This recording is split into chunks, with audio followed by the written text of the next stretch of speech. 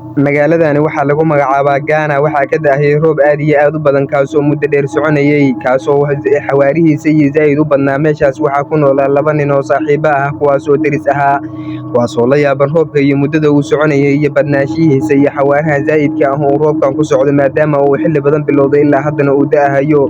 Meeshaasi waxaa ku yaalay laami dheer oo buundo ah midaasoo zaa'id iyo zaa'id u cabsi badan inta badan. Meeshaani waxaa ku yaala ceed aad iyo aad u halis badan oo aad u weyn. Meeshaas waxaa taagneed qof aan la kala garanaynin inuu qof sax yahay iyo in kale. Maamada oo deriska ah ayaa waxay soo aragtay qofkaasi waxa ayna welwelsan tahay maxayna ka fikiraysaa qofkii ay soo aragtay waxayna soo aaday dhankaas iyo 2 nin ee guriga deriska deganaa waxa ayna u sheegtay arrintii warniyo waxay tiri maanta waxa aan soo arkay wax zaa'id iyo zaa'id u cabsi badan maadaama ay ahayd duq waayeel ah iyadana waxa ay zaa'id uga cabsanaysaa cidda meeshan ku nool iyo wixii daata ay la soo kulantay iyo waxa uu ahaa ayay ilaa hadda ka fikiraysaa. Mar walibana way ku qaylaysaa waxa ayna leedahay warniyo waxa aan soo arkay aniga ma ahayn wax caadi ah ayay leedahay. Meeshaasina labadii nin ee deriska ahaa ayaa arrintii soo qaatay wayna la soo yaabeen. Maamadana siday u fikiraysaa ama sida ay uga warramaysaa arrintan ayay la yaabeen. Labadooda ayaa su'aal isweydiiyey midka kale ayuu su'aal weydiiyey waxa uuna ku leeyahay warniyo duqdan waxay sheegaysaa may runtahay meeshan waxaa ku yaala ceed aad iyo aad u halis badan oo khatartiisa wato. Nimankii meeshii ayay taagan yihiin wayna yaaban yihiin mar waliba waxayna ka fikirayaan waxa ay gabadhan soo aragtay ama waxa ay maamadan weyn ka soo qaliyayso. Ceelkaani waxaa ka soo baxaya codad aad iyo aad u halis badan kaasoo wato shanqarada hoos qaaska ah. Meeshaani labada nin ee saaxiibada ah mid yar ayaa duqdii soo aaday mar labaad waxa uuna waraysi gadaal loogula soo laabtay maamadii waxa uu yiri waxaad la kulantay wax soo wagay ahaayeen. Dhinaca kale maamadii ayaa jawaabaysa waxay leedahay waxaan la soo kulmay wax caadi ma ahayn. Meeshaasina waxaa soo baxay dayaxii maadaama ay xilli habeen ah. Labada ninka yarka ah ayaa ku soo laabtay ninka weynaa midda kale su'aalaha ayuu weydiinaya warniyo leeyahay wuxuu ku soo tiray ayay ku yiri maamadii waxay ku soo tiri ayuu ku qayliyaa maamadii waxay soo tiri saas oo maadaama ay ahayd maamada mid aad iyo aad u cabsi badan. Ceelkii ayay tiri waan ka shakiyay. Duqii wuu qabtay wiilkii ayuu ku yiri warniyo ceelka noo gal maadaama uu labadooda u ahaa labadooda u yaraa wiilkan yarka ah. Wiilkii ceelka ayuu galay wuuna dhex qaadayaa maadaama uu ahaa nin yar.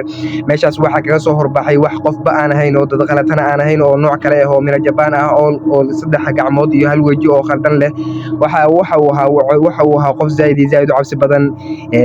Wiilkii wuu yaaban yahay indhaha ayuu taagay wax uusan filaynin ayaa ku dhacay maadaama uu marka hore uu islahaa ceelkan iska soo fiiri wax uusan filaynin ayaa ku dhacay wuuna soo cararay ceelkii gudihiisa isagoo yaaban ayuu soo cararaya waxa uuna rabaa inuu ceelkii ka soo baxo maadaama uu la soo kulmay waxa niyadiisa iyo maankiisu midna rumaysan karin. Dhinaca kale wuu fikirayaa ceelkii dirbi in laga baxayo u baahan yahay si looga baxana maba lahan. Dhinaca kale qofkii wixii uu la kulmay ee mina Jabaanka ayaa soo daba ordahayay wuxuu soo daba ordaba waxa uu la kulmay wuxuuna ku dhigay lugtiisa. Wiilkii dhinaciisa bidix ayuu fiiriyay haduuba fiiriyaba meeshaas waxa ku sugan wax zaa'id iyo zaa'id u cabsi badan. Dhinaca kale ninka ayaa taagan ceelka korkiisa ceelkuna waxa uu ahaa mid aad iyo aad u halis badan waxaana ka soo baxaya codadka noocyadiisa kala duwan. Codadka soo gaaraya duqii zaa'id uga sii cabsiyay maadaama uu ahaa nin haddana fikir dheeraada ku sii jiro. Ceelkii gudihiisa ayuu wiilkiina ku dhex jiraa codadkiisa iyo mar waliba calaacalkiisa ayaa banaanka u soo baxayay. Duqiina wixii ayuu dhageysanayaa mar walibana wuu sii qaylihayaa wiilkii maadaama ceelka gudihiisa lagu hayso. Dhinaca kale magaalada quruxdeeda iyo bilicdeeda ayaa aad iyo aad u wanaagsan. Guryaha ku yaala magaalada ayaa ah kuwa zaa'id iyo zaa'id u qurux badan. Meeshaasina waxaa ku noolaa 2 nin oo kale oo saaxiibo ah oo guryaha deriskooda deganaan magaalada qayb kamid ah deganaa iyagana waxa ay maqleen dhawaaqa ka soo baxaya ceelka iyo shanqaraha qaybahooda kala duwan ee wata xamaasadooda iyo khaaska ah. Dhinaca kale wadooyinka magaalada ayaa ah mid aad iyo aad u qurux badan. Ninkii meesha ayuu taagay wuuna fikirayaa magaalada bilicdeeda ayaa ah mid aad iyo aad u qurux badan. Meeshaas ayuu imaaday waxa uu isku dayay inuu cunto cuno. Maxaa cunto la cunaa waa nin saaxiibkii intuu ceelkii ka soo tagay. Dhinaca kale magaalada bilicdeeda iyo quruxdeeda ayaa ah mid aad iyo aad u cabsi badan ama zaa'id iyo zaa'id u wanaagsan. Meeshaas waxaa ka soo baxayay codadka noocyadiisa kala duwan. Ninkiina meesha ayuu taagan yahay waxa uuna soo qaatay dab waxa uuna soo qaatay dhibic yar oo dab ah waxa uuna rabaa inuu ku shido faynuus wuuna la soo tagay waxa uuna soo aaday dhankaas iyo ceelka waxa uuna ka soo tagay magaaladii waxa uu soo socdaba waxa uu soo aaday dhankaas iyo ceelkii mar walibana wuu fikirayaa waxa uuna ka fikirayaa codka ka soo baxaya daayta ceelkii iyo buundooyinka noocyadooda kala duwan iyo buundadan marka hore meesha ay ka imaatay iyo ceelkii oo dhinaca kale ka soo baxay shanqarihiisa khaaska ku ahaa isaga gudihiisa. Duqii wuu soo tagay faynuusti ayuu shitay waxa uuna ku sii dhaxdaaray ceelkii gudihiisa ayuuna ku sii dhaxdaayay waxa uuna rabaa intaas inuu la kulmo wiilka ama waxa uu ceelka gudihiisa ku haysto inuu wiilka soo daayo.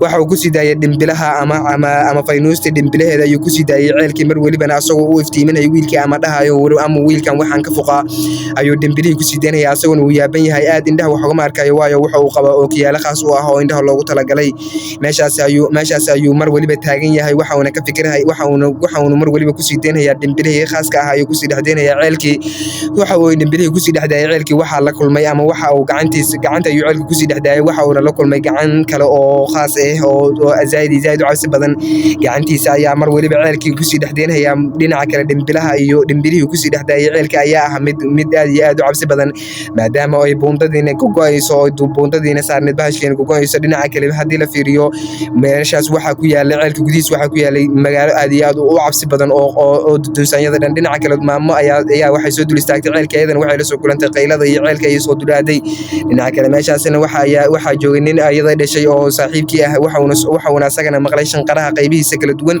waxauna soo aaday dhankaas iyo ceelka asagana asagoo welwelsan oo yaaban ceelka iyo shanqarihiisa khaas ka soo baxaya meeshaas ayay TV iska daawanayeen laba kale oo saaxiibo ah TV ayuu daawanaya ayuu u imaaday wuxuuna ku yiri warniyow aniga TV-gan daawashadiisa kama helay waxaan ka rabaa meeshan bariyahan xaalkeeda ma sugnay ee maxaa khaldan ayuu ku yiri labadoodii ayaa su'aalo isu weydiinaya fara badan waxa ayna soo aadeen mid kamid ayaa waxa uu soo aaday dhankaas iyo magaalada gudaheeda ayuu u soo lugeeyay waxa uu soo lugeeyaba waxauna la kulmay wax uusan filayna ayuu kala kulmay ceelkii waxauna soo dul istaagay ceelkii